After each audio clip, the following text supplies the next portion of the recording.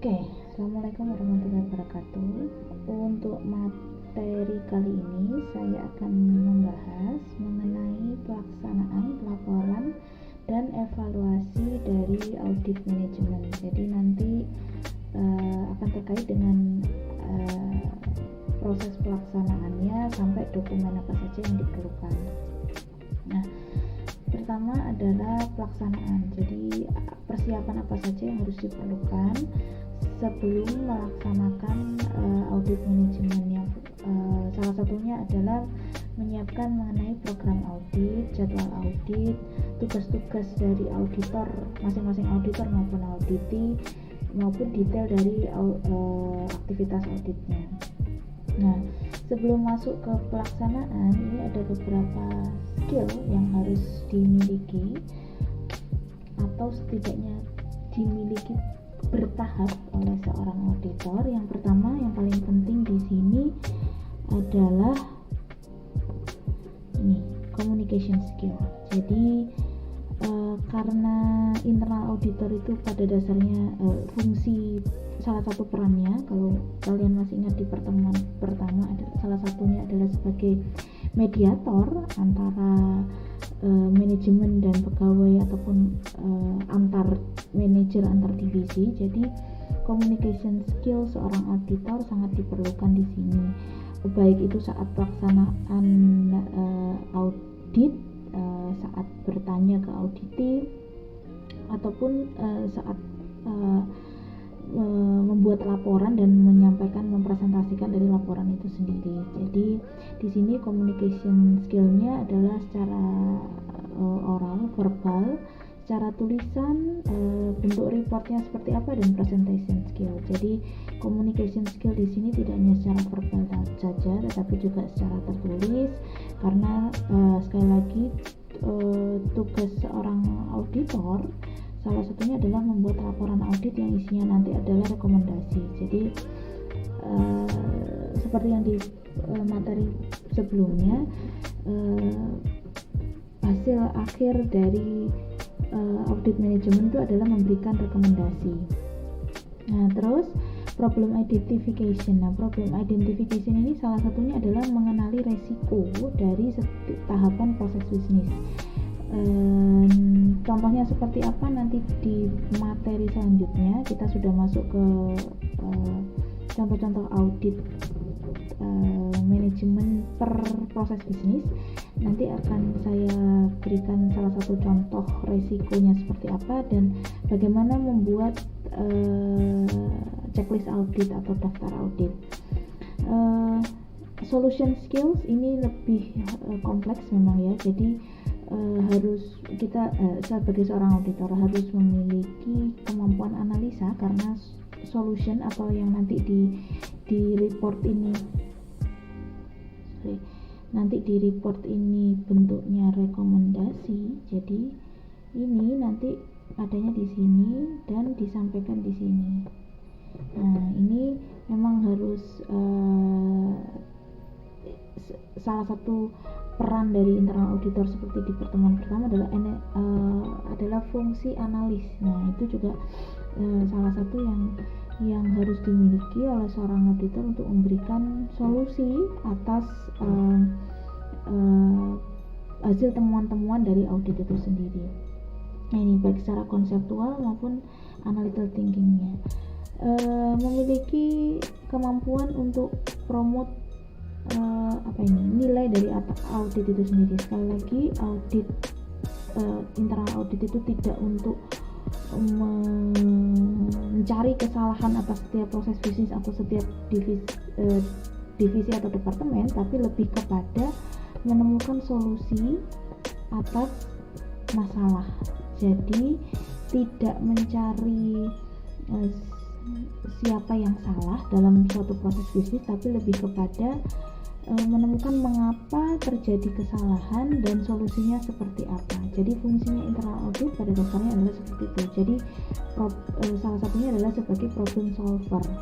Nah, ini yang penting juga, knowledge of industry. Jadi masing-masing auditor yang menjadi bagian dari suatu perusahaan harus paham betul perusahaan itu seperti apa, proses bisnisnya setiap departemen seperti apa, itu harus tahu, karena pada dasarnya nanti program audit itu ditentukan berdasarkan objektif atau tujuan dari perusahaan itu. Tujuan dari perusahaan itu salah satunya adalah dikembangkan dari proses bisnisnya.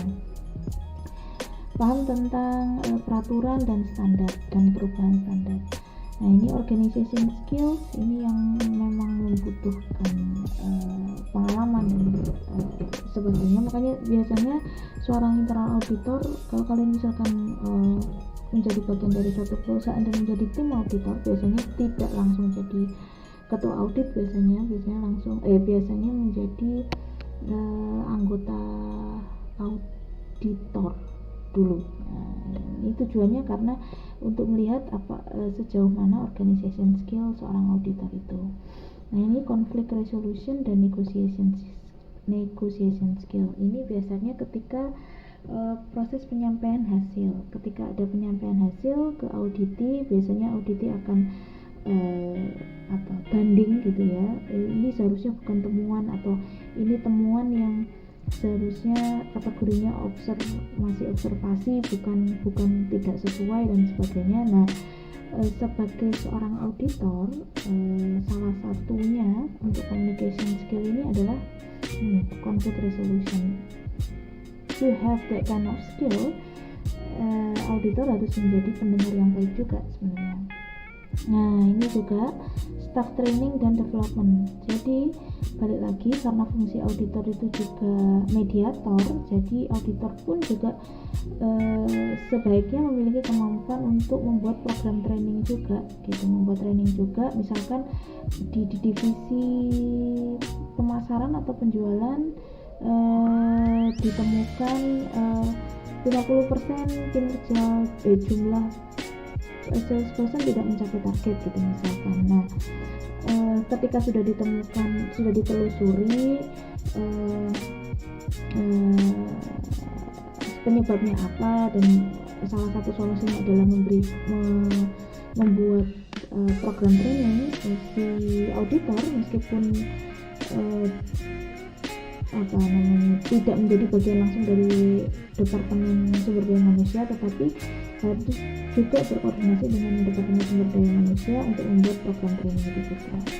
Nah, ini juga penting, accounting framework-nya seperti apa, tools-nya seperti apa, dan tekniknya seperti apa. Oleh karena itu, sebenarnya jika perusahaan itu sudah mengimplementasikan audit keuangan, sebenarnya tugas audit manajemen akan lebih mudah sebenarnya, karena dari hasil temuan audit keuangan itu bisa dikembangkan untuk program audit maupun pelaksanaan audit manajemen ataupun operasional. Nah, ini change management ini lebih ke kemampuan di organization skill sebenarnya, organization skill dan communication skill. Ketika kita sudah memahami bisnis perusahaan secara utuh, knowledge kita sudah paham atas organisasi maupun di industri itu, biasanya kita akan tahu dari solusi ini, dari solusi yang kita kembangkan ini, bagaimana kita ubah menjadi suatu program yang nanti bisa merubah perusahaan dalam jangka panjang. Nah, ini yang sekarang menjadi perhatian juga adalah information technology dan computer technology. Frameworknya seperti apa, toolsnya seperti apa, tekniknya seperti apa, nanti kita akan bahas spesifik di audit sistem informasi. Nah, ini yang penting juga cultural fluency dan foreign language skill, karena mungkin stakeholder kita atau stockholder kita itu adalah bukan mungkin saja dari luar negeri gitu kan. Jadi mau tidak mau kita harus setidaknya memiliki kemampuan bahasa dunia lah, intinya seperti itu. Cultural fluency ini juga terkait dengan organization skill. Jadi kita harus paham budaya apa sih yang dimiliki oleh perusahaan, budaya itu sudah didokumentasikankah, dan apakah tahapan audit ini mendukung budaya itu atau tidak, atau justru budaya itu yang menghambat perusahaan untuk mencapai tujuan organisasi. Jadi basically skill requirement ini memang sangat kompleks sekali. Tahapan untuk mencapai skill ini juga perlu pengalaman dan jam terbang yang memang harus cukup tinggi. Tapi pasti akan bisa, karena sebagai internal auditor tugasnya memang seperti itu. Jadi mau nggak mau memang harus diasah terus, harus dilatih terus. Yang paling penting adalah auditor di sini independen dalam arti adalah meskipun bagian dari perusahaan sebagai karyawan, tetapi untuk peran internal auditor seperti yang di pertemuan pertama bisa menjadi analis, bisa menjadi problem solver, risk based analis juga, controller dan sebagainya. Itu yang harus dibangun skillnya sebagai seorang internal auditor. Nah, ini program audit, program kerja audit, ada audit pendahuluan, ada audit reguler dan atau audit lanjutan. Di pertemuan sebelumnya sudah saya jelaskan juga yang di tahapan plan, do, act and check itu juga kalau nggak salah di do dan act itu ada audit reguler dan ada audit lanjutan. Kapan itu perlu audit reguler, kapan itu perlu audit lanjutan adalah dilihat dari program auditnya sebenarnya. Jadi mungkin untuk perusahaan yang memang sama sekali belum pernah melaksanakan internal audit, biasanya dilakukan audit pendahuluan dulu. Dan secara reguler itu biasanya dilakukan periodenya lebih singkat. Kadang ada yang 6 bulan, 1 tahun 2 kali, atau ada yang lebih singkat daripada itu. Jadi bentuknya adalah quarter. Jadi setiap quarter 4 bulanan atau 3 bulanan sekali. Nah, itu juga bisa. Jadi tergantung kebijakan perusahaan seperti apa. Kalau audit lanjutan biasanya ini untuk perusahaan yang sudah secara rutin melaksanakan audit. Jadi misalkan di periode pertama divisi penjualan dulu, di periode kedua sumber daya manusia, periode ketiga pembelian, produksi dan seterusnya. Jadi audit lanjutan ini biasanya dilaksanakan oleh perusahaan yang memang sudah secara rutin melaksanakan internal audit. Nah, di dalam program audit ini yang saya list di sini sebenarnya adalah poin-poin yang ada di dalam dokumen program audit ya, atau program kerja audit. Jadi ada nama perusahaan tentu saja, ada periode auditnya, ada tujuan audit, periode terkait. Nah, ini apakah ini audit reguler ataukah audit lanjutan dan sebagainya, bagian atau divisi terkait. Nah, ini audit pendahuluan ini juga dilakukan misalkan untuk divisi tertentu yang memang belum pernah dilaksanakan audit, itu perlu dilakukan audit pendahuluan. Jadi bagian dan divisi audit terkait, langkah kerja, jadi tahapan-tahapannya, waktu dan pelaksanaan, tanggal dan waktunya, kalau bisa ada auditor pelaksananya siapa, timnya siapa saja, maksudnya ketua auditornya siapa atau supervisor auditornya siapa. Langkah kerja dan audit ini sebenarnya opsional ya, bisa dimasukkan atau bisa tidak, karena ada yang program auditnya memang detail sekali, ada yang brief saja, bentuknya secara keseluruhan, itu juga boleh saja. Jadi sekali lagi di sini memang tidak ada standar tertentu yang harus dipenuhi untuk membuat dokumen program audit. Pada nanti harus ada poin-poin di sini. Minimal ada poin nama perusahaan, periode audit, tujuan audit, bagian atau divisi terkait, waktu dan pelaksanaan, auditornya siapa, ketua auditornya siapa, dan auditi. Auditi itu biasanya di sini perwakilan dari bagian atau divisi terkait. Nah, ini contohnya, contoh audit program atau program audit. Misalkan ini di perusahaan jasa gitu ya, ada beberapa domain atau area utama dalam proses bisnis perusahaan jasa itu. Jadi ada customer service, ada proses automatization atau otomatisasi proses, ada business management, ada digital asset, business analytical, back office, support office. Nah, ini akan dijabarkan di sini service type-nya apa, customer relationship management, customer preference dan sebagainya. Nah, ini service type ini yang akan difokuskan dalam program audit. Misalkan program audit periode apa ini, misalkan sekarang bulan apa, April. Misalkan dalam bulan April, berarti itu quarter pertama, audit periode pertama, kita fokusnya di service domain yang customer service, process automatization, business management, dan services. Nah, detail audit programnya apa saja? Ini yang kita fokuskan adalah customer relationship managementnya, customer preference, customer initiated, tracking and workflow, routing and scheduling, manajemen prosesnya seperti apa, investment management, supply chain management. Jadi ini adalah untuk menjelaskan detail dari proses atas suatu divisi tertentu atau suatu proses bisnis tertentu. Jadi fokus dari audit pada periode tertentu, fokus dari program audit pada periode tertentu itu apa, biasanya dijabarkan seperti ini. Terus ini jadwal pelaksanaan audit. Jadwal pelaksanaan audit itu apa saja di jadwal pelaksanaan audit?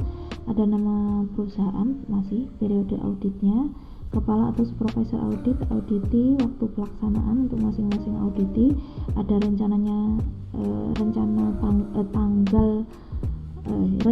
tanggal pelaksanaan dan aktual pelaksanaannya. Biasanya ada tanda tangan di jadwal itu, yang menyetujui siapa. Jadi intinya biasanya kalau dalam perusahaan bisa direktur, bisa manajemen representatif, bisa controller dan sebagainya. Nah, ini tanda tangan dan keterangan bisa masuk di sini atau masuk di pelaksanaannya nanti.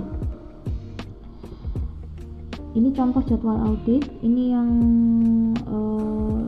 auditnya reguler berdasarkan apa ini namanya? Berdasarkan proses bisnis ya. Ada kontrak administration, itu nanti difokuskan di Juni dan Agustus. Ada desain, ini di Januari, Mei dan September. Ini untuk barang masuk, ini untuk produksi, ini untuk barang keluar, ini proses engineeringnya, pembeliannya, quality assurance dan sebagainya. Jadi masing-masing proses bisnis ini itu dijadwalkan pada periode tertentu. Untuk menentukannya kapan, Januari, Juni dan sebagainya, sekali lagi seorang auditor harus paham proses bisnis perusahaan. Misalkan untuk pabrik makanan dan minuman gitu ya, misalkan tingkat produksi tertinggi mungkin di pertengahan tahun atau justru di akhir tahun gitu misalkan. Jadi auditnya biasanya dilaksanakan setelah suatu event tertentu gitu. Jadi ketika perusahaan telah melaksanakan tingkat produksi paling tinggi gitu. Nah, kalau kita ngomong tingkat produksi biasanya terkait dengan pembelian. Jadi pembelian pun juga dilaksanakan ketika suatu event tertentu. Bisa dilaksanakan sebelum proses pembelian itu terjadi, atau sesudah proses pembelian itu terjadi, atau setelah periode pembelian tertentu, itu juga bisa dilaksanakan. Jadi sebenarnya tergantung let's say pattern atau pola waktu dari proses bisnis masing-masing. Itu salah satu acuan kapan harus dilaksanakan audit. Nah, ini checklist audit ini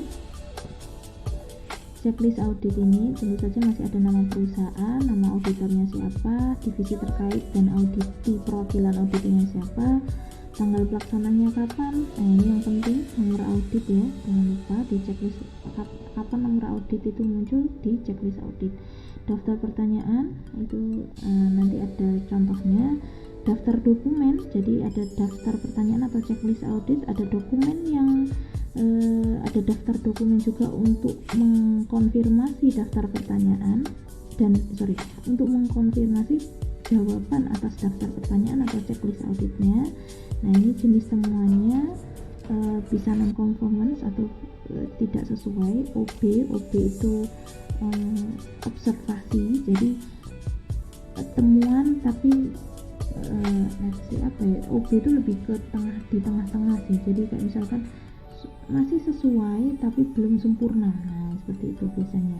Atau oke. Nah, ini sebenarnya kategori ini tergantung perusahaan sih. Ada ya perusahaan yang pilihannya hanya dua, sesuai atau tidak sesuai, non-conformance atau conform, itu aja.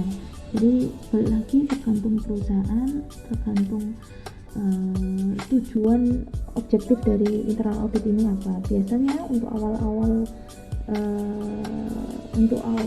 untuk pelaksanaan internal audit yang awal, jadi misalkan perusahaan masih baru 1 tahun gitu, atau bahkan baru 6 bulan melaksanakan internal audit, biasanya pilihannya agak serem, jadi pilihannya hanya 2, sesuai atau tidak sesuai. Tetapi kalau sudah berjalannya waktu, biasanya sudah paham betul, temuannya sudah mulai kecil, biasanya akan ada tambahan-tambahan pilihan dari hasil temuan itu gitu. Nah, ini keterangan temuan harus dijelaskan. Jadi ketika nanti kita proses bertanya dan kita menemukan temuan yang non-conformance misalkan, atau bahkan OB, itu harus ada keterangannya. Non-conformance karena apa, komentar kita seperti apa, atau bahkan komentar auditi seperti apa. Nah, ringkasan temuan audit ini sebenarnya bisa dipakai bisa tidak, tapi sebenarnya summary-nya itu masuk dalam laporan audit. Oke, contoh checklist audit seperti ini. Jadi ini checklist poinnya. Checklist poin itu sebenarnya pertanyaan audit. Nah, ini ada waktunya. Ini sebenarnya jenis auditnya, tapi di sini nanti seharusnya ada nama perusahaan. Di sini nanti seharusnya ada nama perusahaan. Terus ini nomornya. Terus ini biasanya ada form nomor berapa. Jadi checklist audit ini tersimpan berdasarkan form nomor berapa. Ini pertanyaan-pertanyaannya. Pertanyaan-pertanyaan ini disesuaikan dengan proses bisnisnya. Nah, di sini biasanya ada pilihannya yang tadi. Pilihannya ini non-conformance, OB atau OK sebenarnya.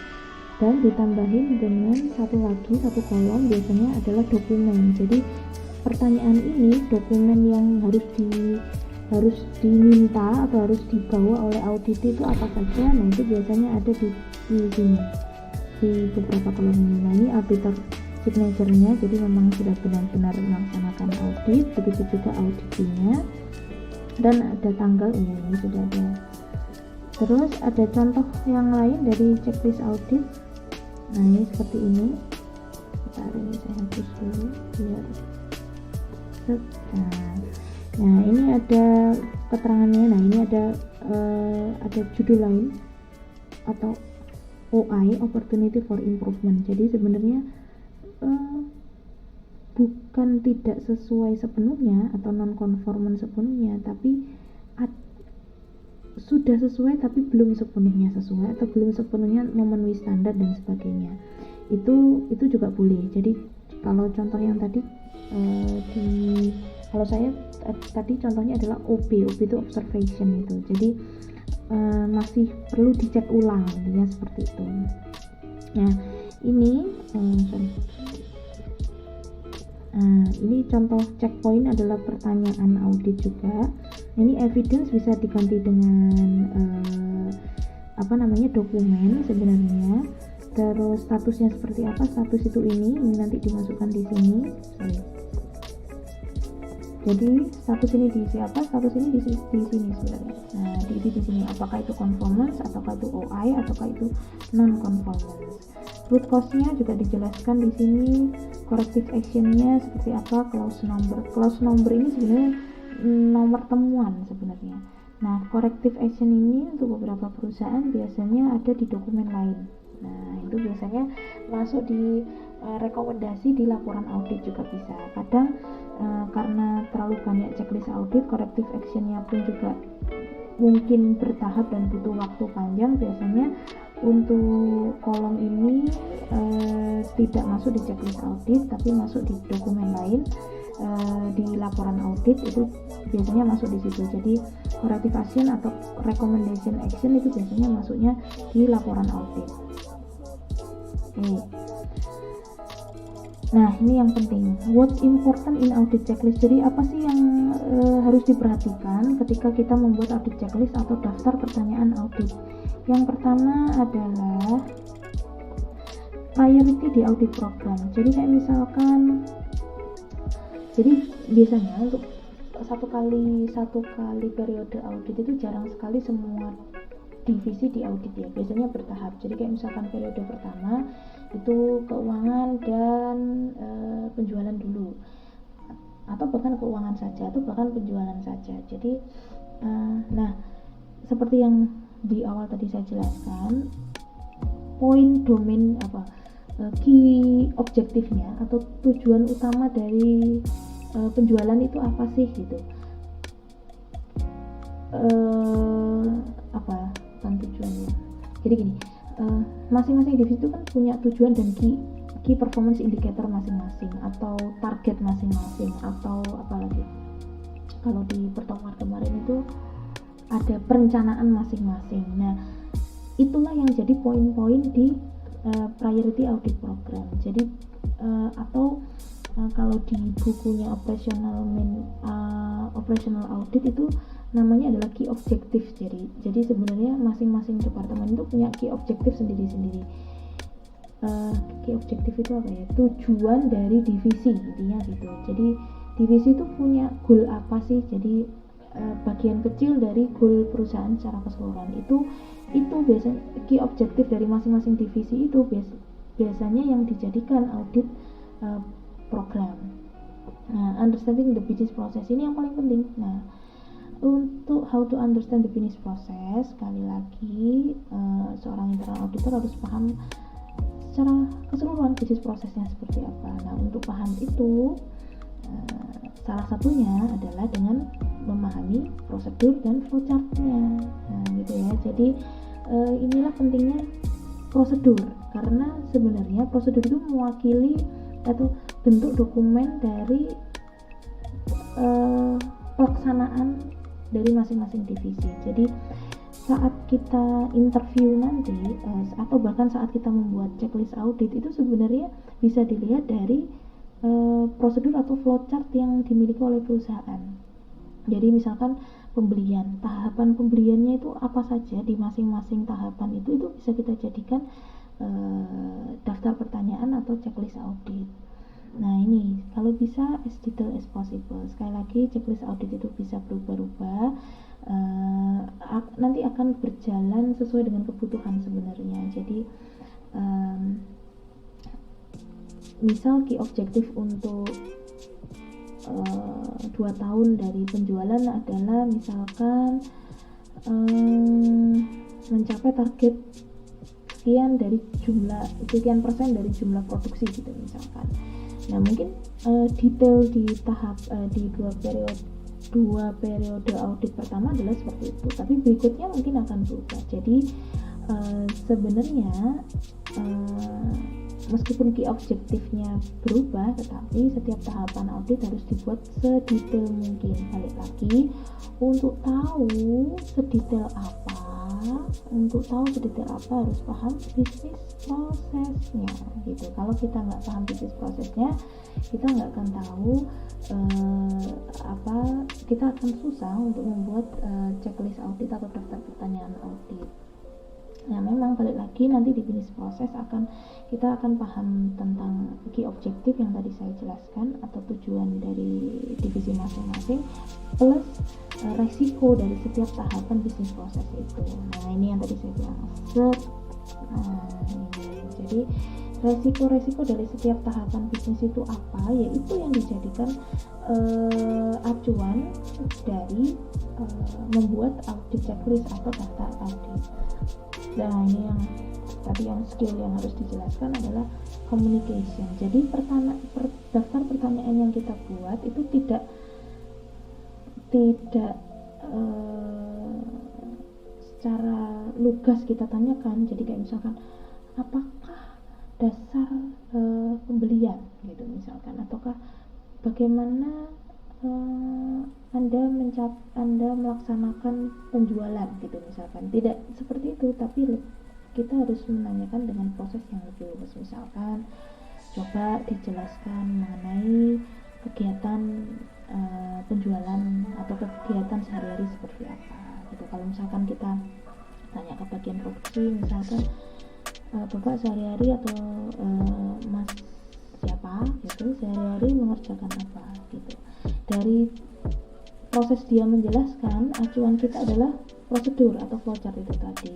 Nah, ketika saat kita bertanya itu ada sesuatu yang tidak sesuai dengan prosedur, kita tanyain lagi. Misalkan kalau misalkan produksi tidak sesuai target, tindak lanjutnya apa Pak? Kalau misalkan setelah itu terus kayak misalkan ketika dalam proses produksi bahan baku belum ada, prosesnya seperti apa Pak gitu. Nah, itu sebenarnya bagaimana menanyakan itu go with the flow sih. Jadi nggak harus lugas kaku seperti pertanyaan audit yang kita buat. Jadi memang how to present the question itu memang penting, dan kita harus tahu siapa audiens kita, siapa auditi kita, apakah itu manajemen middle management ke bawah ataukah middle management ke atas, karena bahasanya akan berbeda tentu saja.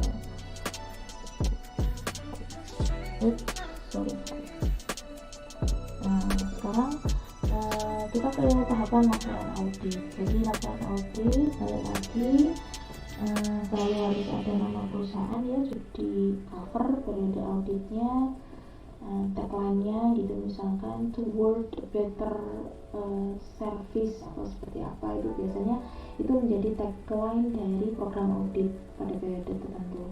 Daftar isi, latar belakang audit, jadi sekilas tentang perusahaan, tujuan atau dasar pelaksanaan audit, standar yang dipakai, dan sebagainya. Ruang lingkup audit yang seperti yang di pertemuan sebelumnya itu untuk apa saja, hanya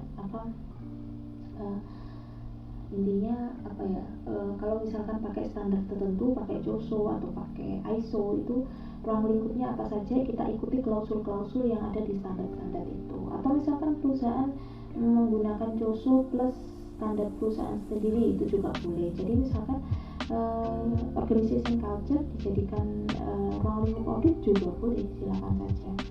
Nah, jadwal daftar auditor dan auditi ini juga harus disampaikan agar nanti pembaca bisa tahu atau saat presentasi ke pimpinan akhirnya juga bisa tahu pelaksanaannya mulai kapan dan sebagainya. Nah, ini yang tadi saya jelaskan, daftar dan ringkasan temuan audit dibuat di laporan audit, rekomendasi dan rencana tindak lanjut. Nah, yang ini yang agak memang butuh apa ya, butuh analisa yang atau proses pemikiran yang mungkin lebih kompleks daripada sekedar hanya menyampaikan temuan, tapi kita harus bisa menjadi problem solver dari temuan-temuan atas dan permasalahan yang kita temukan selama proses audit. Kesimpulan tentu saja hanya untuk merangkum saja sih. Nah, audit evaluation menuntaskan kerja audit yang mendukung perbaikan kesinambungan. Jadi ini tahapannya adalah setelah kita menyampaikan hasil temuan audit dan kita mempresentasikan temuan audit, ini kita tetap harus melaksanakan audit evaluation atau audit review. Jadi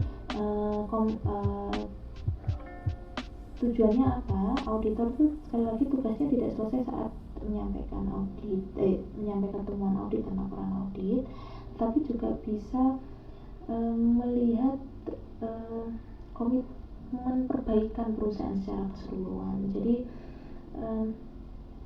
apa kadang itu juga bisa menjadi temuan audit juga. Jadi misalkan ada beberapa divisi yang manajer atau supervisornya memang tidak concern terhadap suatu isu tertentu dalam proses bisnisnya. Nah, itu bisa menjadi temuan audit juga, karena kita akan tahu bahwa untuk divisi tertentu memang mereka tidak komit untuk perbaikan berkesinambungan, dan itu bisa jadi temuan audit juga.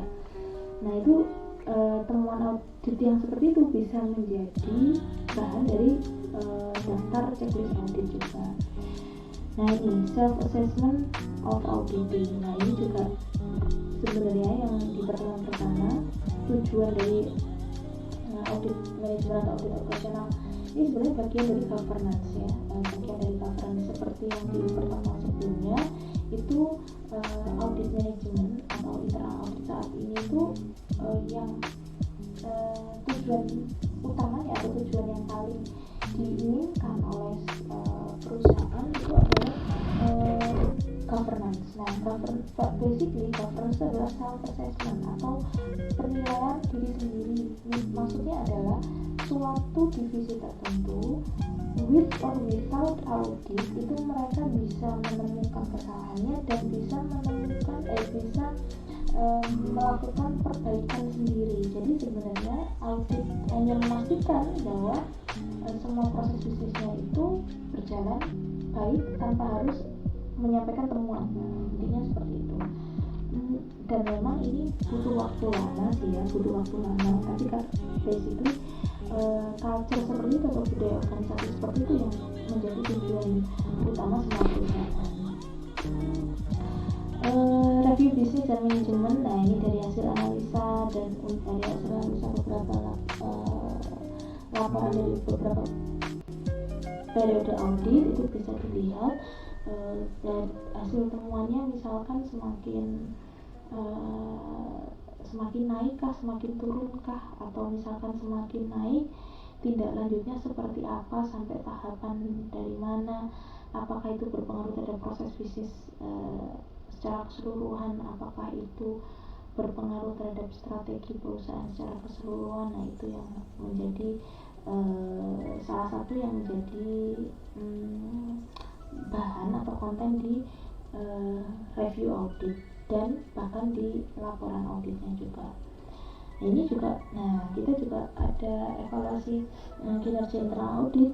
Nah, ini yang tadi saya bilang, pemenuhan strategi. Jangan-jangan di internal audit ini hanya sekedar menyampaikan temuan tapi tidak bisa mendukung, tidak bisa mensupport pencapaian strategi perusahaan. Oleh karena itu sebenarnya program audit itu yang merupakan poin tujuan dari masing-masing divisi sebenarnya merupakan bagian kecil dari tujuan perusahaan. Jadi kita bisa tahu nanti mungkin di beberapa kali audit gitu ya. Jadi apakah key objective atau tujuan utama dari masing-masing divisi itu memang align atau sejalur dengan tujuan perusahaan. Itu juga bisa kita jadikan acuan untuk membuat checklist audit kita. Jadi kayak misalkan apa strategi di divisi A atau divisi B dan sebagainya. Nah, itu nanti kita sesuaikan dengan strategi perusahaan secara keseluruhan. Bisa dilihat dari mana, bisa dilihat dari visi, misi, dan perkembangan isu-isu internal dan eksternal. Ini juga menjadi poin evaluasi dari internal audit juga. Apakah masing-masing divisi atau perusahaan secara keseluruhan itu sudah menganalisa atau sudah update terhadap isu-isu internal maupun eksternal. Ada beberapa perusahaan yang sebenarnya kalau kalian ingat itu di SWOT analysis itu juga bisa dijadikan checklist audit sebenarnya. Jadi kayak misalkan ketika audit kita itu manajer atau misalkan pemasaran gitu ya, misalkan kita akan tanyain, kita boleh tanyakan ada nggak pernah dilaksanakan mengenai analisa tentang tren pasar saat ini, atau misalkan ada analisa tentang industri di mana produk kita masuk atau enggak.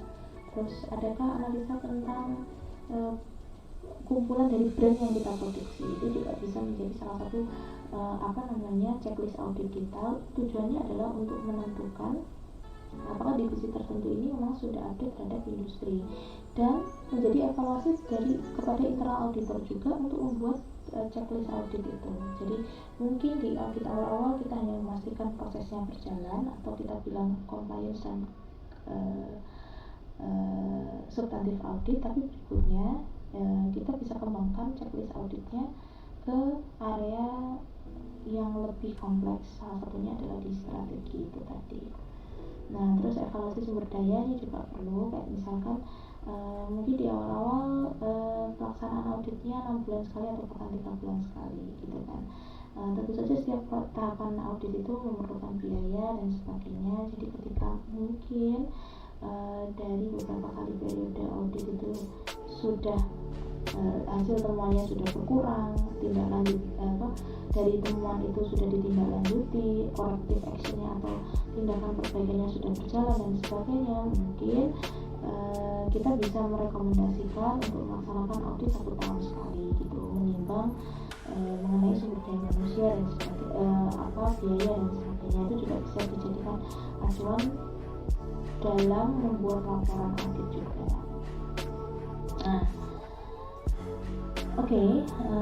sementara ini dulu dari bahan materi kali ini. Silahkan kalian baca. Ingat,